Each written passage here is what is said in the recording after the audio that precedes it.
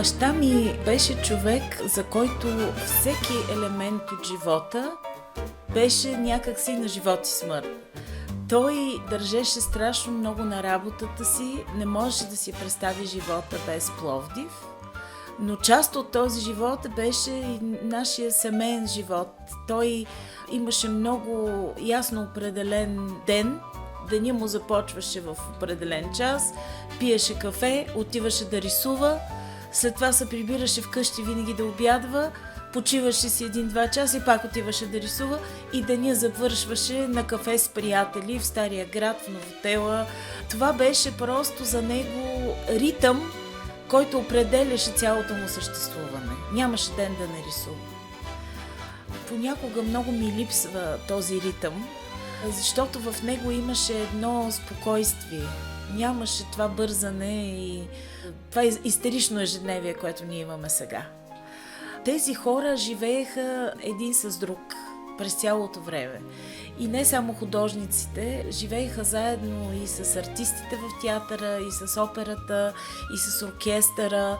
Беше една общност, която споделяше мислите си, споделяше целите си, осмисляха всичко, което правеха през тази общност, която беше част от Пловдив, от тъканта на града и от целия му живот.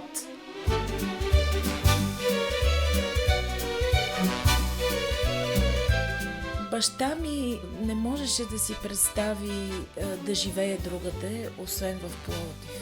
За него града беше част от самия него, част от неговото осмислене на изкуството.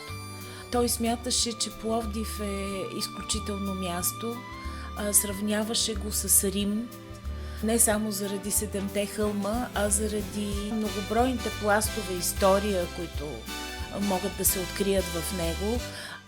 Не случайно една от най-забележителните му картини, която е изложена постоянно в Пловдивска градска галерия и се казва Главната улица. На нея пловдивчаните, художниците са нарисувани заедно с образи от най-големите майстори на световното изкуство, с богини, образи от италианския ренесанс, защото той вярваше, че историята и духа на града е част от ежедневието и от живота на съвременното му граждане. Вълнуваха го големи въпроси, които и днес са от огромно значение за нас. Мястото на човека в света, мира и войната, истината и лъжата, как върхушката, управляващите определят живота ни и как ние можем да се опитаме да им въздействаме.